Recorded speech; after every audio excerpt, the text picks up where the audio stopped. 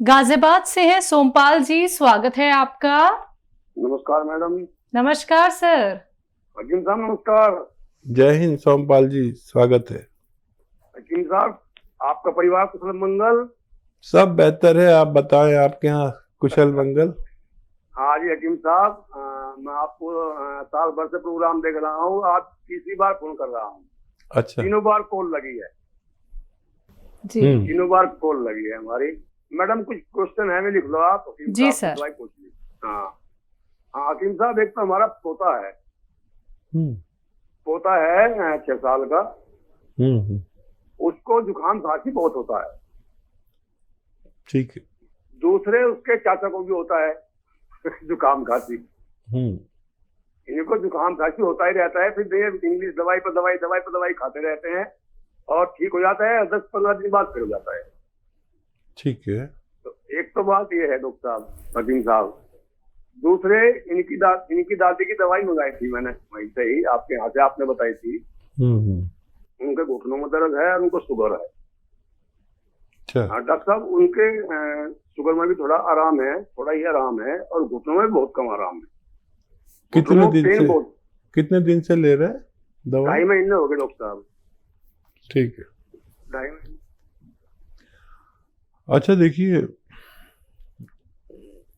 दादी हो या पोता हो, उम्र ज्यादा हो या कम हो, लेकिन सब पर ये बात लागू होती है। देखिए, अगर दादी हैं तो बहुत मेहनती होंगी, जिद्दी होंगी, मानती नहीं होंगी। तो मैंने कहा है झाड़ू पोंछा नहीं करना और वेस्टर्न टॉयलेट इस्तेमाल करना। अगर नहीं करते हैं तो कराइए।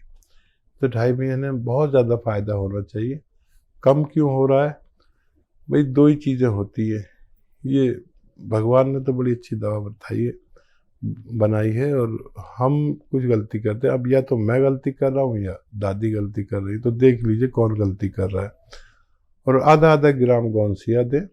जिनको 2 बार से फ़ायदा नहीं होता वो 3 बार भी आधा ग्राम ले सकते हैं, क्योंकि काफ़ी टाइम हो गया, कम फ़ायदा है। और ये जो नज़ला का मर्ज़ है ये सबसे ख़तरनाक है, हालांकि हम इसको बहुत हल्के में ले लेते हैं। और यही वो रोग है जिससे हम हमेशा जूझते ही रहते हैं। इसका भी इलाज है यूनानी में, आयुर्वेद में। सपिस्तान 100 ग्राम, उन्नाब 100 ग्राम, अलसी 100 ग्राम।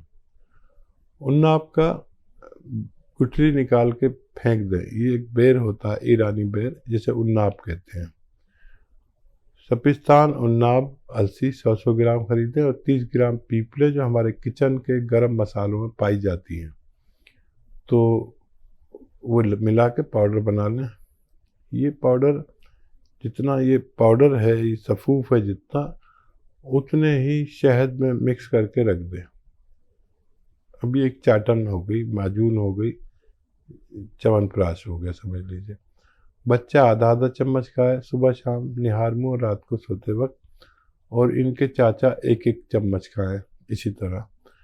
और दूध छोड़ दें, खट्टी चीज़ें छोड़ दें बिल्कुल।